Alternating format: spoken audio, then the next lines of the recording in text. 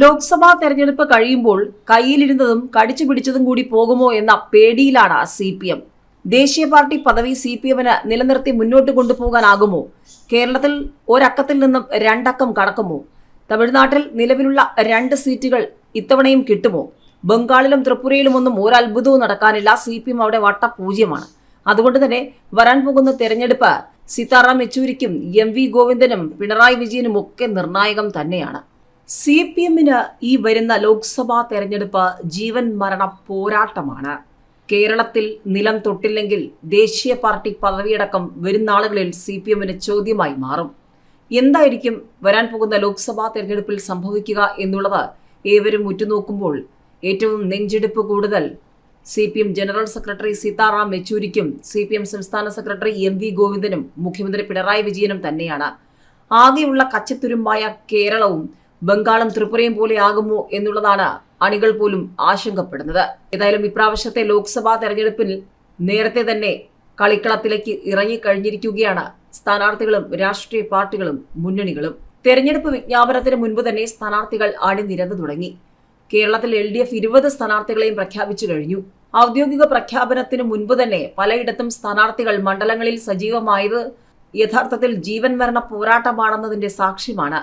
ഒരു സീറ്റ് രണ്ടക്കമാക്കേണ്ടതിന്റെ ആവശ്യകതയാണ് ഇടതുപക്ഷത്തിന്റെ മിനിമം ലക്ഷ്യമെങ്കിൽ ഒരു സീറ്റ് പോലും ആഘാതമാകുന്ന സാഹചര്യം UDFനുണ്ട്.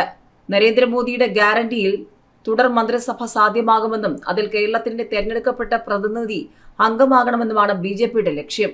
ഒരു മത്സര വിജയത്തെക്കാൾ ഉപരി നിലനിൽപ്പിനും മുന്നോട്ടു പോക്കിനുമുള്ള നിർണായകമായ വഴിത്തിരിവാകും ലോക്സഭാ തെരഞ്ഞെടുപ്പ് ഫലം എന്നുള്ളത് തന്നെയാണ് എല്ലാ മുന്നണികൾക്കും നിർണായകമായിരിക്കുന്നത്. അതുകൊണ്ട് തന്നെയാണ് കരുത്തരെ തന്നെ 3 മുന്നണികളും രംഗത്തിറങ്ങിയിരിക്കുന്നത്. 4 സംസ്ഥാനങ്ങളിൽ നിന്നായി 11 ലോക്സഭാ സീറ്റോ 6% വോട്ടോ നേടിയാൽ മാത്രമേ ദേശീയ പാർട്ടിയായി നിലനിൽക്കാൻ കഴിയൂ. CPMനെ സംബന്ധിച്ച് ദേശീയ പാർട്ടിയായി നിലനിൽക്കുക എന്നത് കേവലം ഒരു മേൽവിലാസം മാത്രമല്ല, ദേശീയതലത്തിൽ BJP വിരുദ്ധ ചേരിയുടെ നെടുന്തൂണാവുക എന്ന ലക്ഷ്യം കൂടിയുണ്ട്. നിലവിൽ തമിഴ്നാട്ടിൽ നിന്നുള്ള 2ഉം കേരളത്തിൽ നിന്നുള്ള 1ഉമടക്കം 3 MPമാർ മാത്രമാണ് പാർട്ടിക്കുള്ളത്. ബംഗാളിലെ സ്ഥിതിക്ക് വലിയ മാറ്റമൊന്നും പ്രതീക്ഷിക്കാനാവാത്തതിനാൽ കേരളത്തിൽ നിന്നാണ് CPM പ്രധാനമായും അംഗസംഖ്യ കൂട്ടേണ്ടത്. ഏതായാലും 2 അക്കം കടക്കാൻ കേരളത്തിലാണ് ഏറ്റവും സാധ്യതയെന്ന തിരിച്ചറിവിൽ തന്നെയാണ് CPMന്റെ സ്ഥാനാർത്ഥി നിർണയം.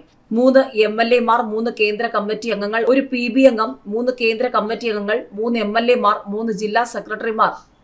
അങ്ങനെ പാർട്ടി ശ്രേണിയിൽ മുൻനിരയിലുള്ള സീനിയർ ടീമിനെ തന്നെ മത്സരത്തിലിറക്കിയത് മത്സരത്തിന്റെ ഗൗരവം മുൻനിർത്തി തന്നെയാണ്.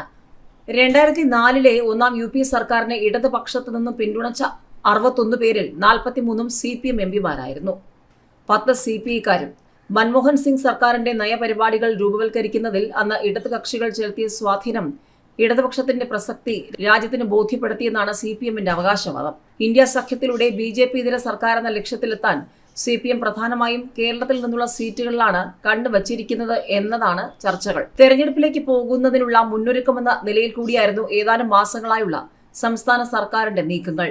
സർക്കാരിന്റെ മേൽവിലാസത്തിനും പാർട്ടിയുടെ സംവിധാനത്തിലുമായി നടത്തിയ നവകേരള സദസ്സ് ചലിക്കുന്ന സർക്കാർ എന്ന പ്രതിച്ഛായ ലക്ഷ്യമിട്ടായിരുന്നു. പക്ഷെ കേരളീയവും നവകേരള സദസ്സും ഒക്കെ സംസ്ഥാന സർക്കാരിന്റെ ധൂർത്തും ആഡംബരമാണെന്ന വിമർശനവുമായി പ്രതിപക്ഷം രംഗത്ത് വന്നിരുന്നു. മാത്രമല്ല, മുഖ്യമന്ത്രിക്ക് മകൾക്ക് നേരെ ഉയർന്നു വന്ന നിരവധി ആരോപണങ്ങളും ഇപ്പോഴും ചോദ്യമായി തന്നെയുണ്ട്.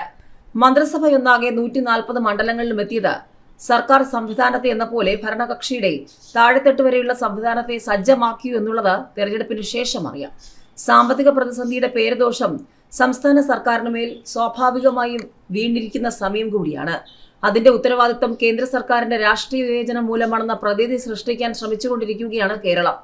മന്ത്രിസഭയും MLAമാരും ഡൽഹിയിൽ നടത്തിയ സമരവും സാമ്പത്തിക കാര്യത്തിലുള്ള വിവേചനത്തിനെതിരെ സുപ്രീം കോടതിയെ സമീപിച്ചതുമൊക്കെ പ്രതിസന്ധി കേന്ദ്ര സൃഷ്ടിയാണെന്ന പ്രതീതി സൃഷ്ടിക്കാനായി എന്നാണ് CPMന്റെ വിശ്വാസം.